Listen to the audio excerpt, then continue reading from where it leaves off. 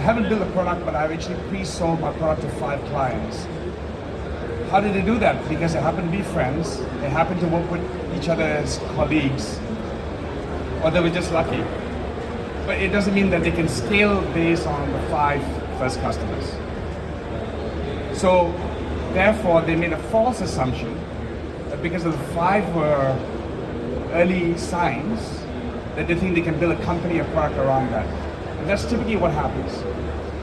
So the assumption here would be to go out to do a survey in the market, to talk to maybe 250 customers or prospects, and then get the data back and then say, oh, we got some validation. They actually like the idea or the pain point that we're addressing, but guess what? They don't like the features in the product. Or maybe the pricing is too expensive. Or maybe the product is too sophisticated. What we want is something more simpler. So that's the validation that we need to do before we go out and put more resources in product development, in marketing for the business. So if you can stop there and say, before we go all out, because the first 5 customers is not a good indicator, before we go all out, let's really adjust, okay? And then adjustment is what we call in the business of venture pivots. So this is a moment of truth where do you preserve or do you pivot? And what I'm asking you to do that is without the facts, without a data on how you arrive at any decision, you're just merely making assumptions. And that's dangerous for building a business. And this is why 90% of startups fail.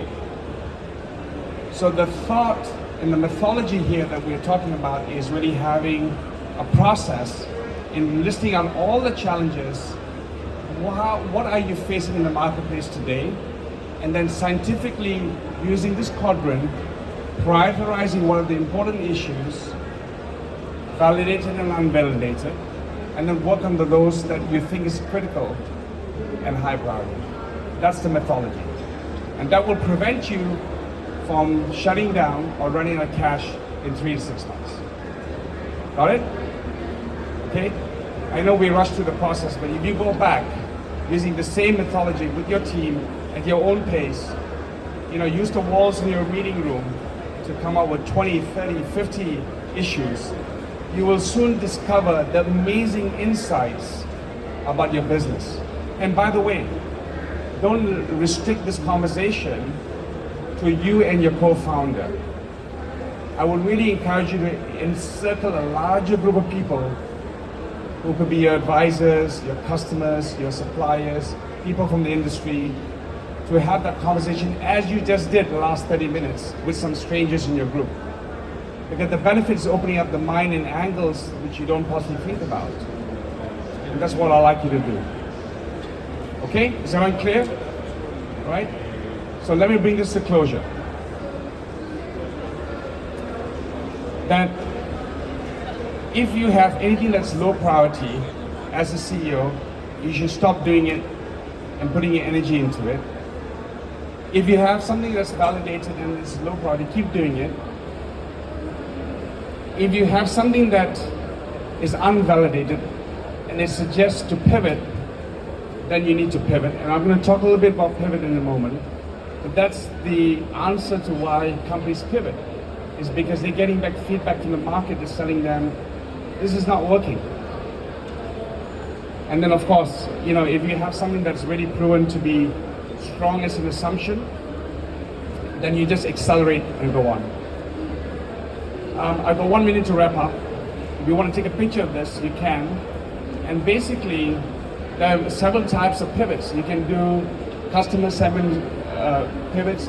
Zoom in, zoom out is basically the marketplace. Are you looking at the entire African continent, or let's focus on Nigeria, right? Platform pivots. Are you basically a double-sided platform with customers, with supply and on the buy side, or are you really an aggregator? That's a platform pivot. Value capture, which simply means do you capture the revenue side or the you capture the cost of goods coming into the value system, and so on and so forth. So there's many ways you can pivot your business if the answer in the data tells you that it's not working for you. Lastly, when you have a very focused value proposition, the first thing you want to do when you get back to your businesses is to go validate those hypotheses, and then get the team to realign, prioritize, and then most importantly, have a roadmap for execution. Execution should not take more than 90 days, those critical issues, right? And only in 90 days, top 3 issues is what you should focus on to resolve it. And then you're going to see some serious traction. And last but not least, as you experience today, encircle yourself with some board of advisors, mentors to help you, all right? The last word is that taking pivot for the entrepreneur is perhaps the most courageous step you could do. It takes a lot of, passion, energy, because sometimes letting go tough decisions that you invested in the past, you're committed to investors, and now you're saying it's not working, now I have to pivot. It takes courage, okay? It also might hurt the ego a little bit, and that's the importance of it. And that's it, my friends. I hope you enjoyed the session. I wish you the best of luck. Thank you for your participation. And my name is Vijay Tirathrai. I'm the Managing Director of Techstars. And if you want to come talk to me afterwards or talk to Sandra for my details, I can be connected on LinkedIn. Have a great afternoon and have a great time at Judge. Oh, thank you so much. And I think we should put some more energy into the episode.